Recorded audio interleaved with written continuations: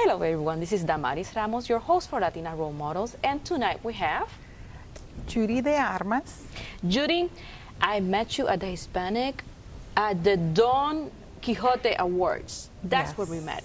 Yes. A couple of months ago at Epcot Center. Thank you to Paul Roldan to give me the opportunity to be there. I was sitting next to your husband. What a character, great guy, great stories. And I'm like, I wanted to interview your wife. He's like, okay, I got you, Damaris. So tonight it's about you. Tell me who is Judith de Armas. Beautiful last name, by the way. Thank you. Well, it's my husband's last name. Mr. John de Armas. Yes, my original last name is Bisono. I was born and raised in Santo Domingo, Dominican Republic, and I had a wonderful childhood. I have a magical parents and grandparents and great experience as I was growing up and the places that I study and everything. So when I was growing up, when I was like 8 years old, I discovered my grandmother was a great seamstress. She sewed high couture. And I discovered that I loved the sewing. And I started just like learning with my grandmother. I think that's a skill that is kind of disappearing, yes, isn't it? It is. My it mom, is. yeah. Yes. And I love to do all my dolls' dresses. And I remember designing all the dresses when I was growing up for my friends and so on. And I thought going to fashion school when I was growing up, but my dad said, over my dead body.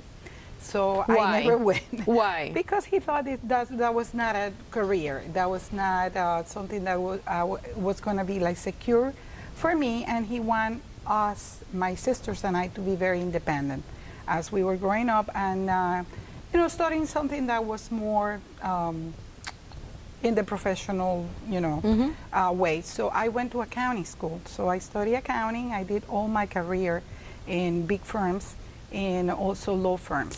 So you went to school in Santo Domingo? In Santo Domingo, and I married when I was 24. I was very young. So I started really my career in Miami when I married my husband, John, and I went to live in Miami.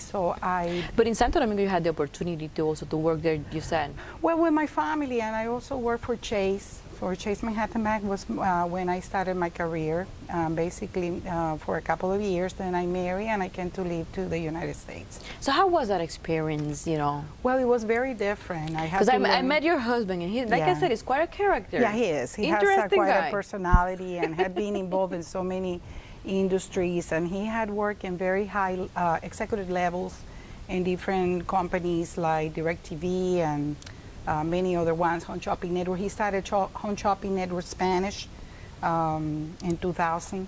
And, very innovative. He has a very long, career. But anyway, I developed my career in accounting basically in Miami. And then when my son, my only son, was born, I decided to raise him. I decided to be with him and give him the opportunity that I have.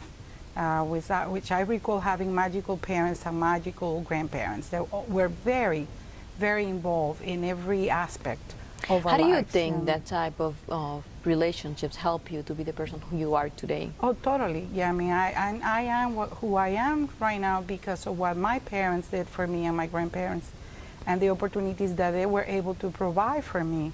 And so I feel that when I have my son, this is exactly what I want to do with my son Sebastian. So I was very privileged to be with him and guide him through. He actually is going to be graduating college Mother's Day. So he will have two graduations that Sunday and another one on Monday. He's graduating from pre-med and also business and going to medical school in July.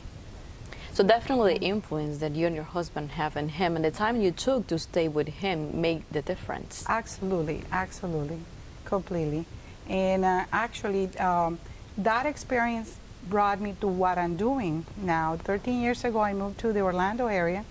So how was Miami? So Miami, you stopped what you were doing to raise your son for how many years? Since he was born until he went to kindergarten, so it was like 6 or 7 years that I pretty much was with him. And then I went back to accounting, back again when he was kindergarten to first grade, I remember. So I did it for a couple of the years, 2 or 3 years, and then at that moment we moved to Orlando. We wanted to give him the opportunity to be near his grandparents. So Your parents yeah, or John's parents? John's parents. John's parents. Yes, yeah. And then I felt that it was very important for him to be around his grandparents and the family. And again, you're So making then- sacrifices. Of course, yeah. To give him what you Yes. had. So I left public accounting one more time for the second time, just to be able to let Sebastian to be around family. And it was an experience that if I had to do it all over again, I will do it with no hesitation at all. It was Especially great. being a single child at Yes. home. Yes, yes, yeah. No, from the very beginning. He was very intelligent. He was very eager to read. By the age of 2, he already wanted to put all those words together. So when he got to kindergarten, he pretty much was reading at the level of 1st grade. Oh, wow. And it was all about that he loved the books. We always told Sebastian, you know, books are your best friends. So he always was very eager on reading. And I saw how much that impacted him in all his life. So how do you And, use that information? Because what you're telling me, it's like my background with a solid family. I put it towards my son, and again, I decided to do what? Well, I changed career 13 years ago when I moved to Orlando. We were looking for a business. I wasn't sure exactly what I wanted to do, and I met this lovely lady, Dr. Seti, that she had a preschool center in the Metro West area for 20 years, and she was ready to retire. And I think it was an appointed meeting that we had. It was not a coincidence, you know, and then years ago I was praying for God to guide me to a place to buy a business that I could make a difference. And she was praying on her other side to find somebody that was able to follow the legacy, yeah. you know, that she just did it for 20 years. So we encountered and we found that we had chemistry, and then she decided to sell the business to us. And this is basically what I had been doing for the last 13 years, serving the Metro West community through Piaget Academy. So it was her dream Yes. that she put in your hands to Yes. continue the dream. So Yes. I'm pretty sure you have amazing stories when it comes, like probably kids in her hands now bringing back their Yes. children Yes. and receiving the same or better care because we have more technology and other opportunities right now. So tell me about the school. What are Well, the ages? It basically is 1-year-old to 5-year-old, and then we have the after-school programs, and so we see children in the after-school program from kindergarten to 5th grade. So we see a little bit of everything, and as you said, we see 2nd, 3rd generations, people that now they're adults bringing their kids back to Piaget. For me, this had been a very humbling experience because I had been able to see the world in a very different way, see families in that so many needs, you know, in that community. And I said, you know, these kids deserve just the same like my son Sebastian. So how can I bring to them programs and activities, opportunities that we did with Sebastian in a way that I can provide it to these kids. So God had been very good to me, and some way, somehow, we always find fundings and resources to be able to do with them things that probably in other circumstances they probably won't be able to do it. You know, things that private schools with big budgets can do, but we make it happen, teaching the kids.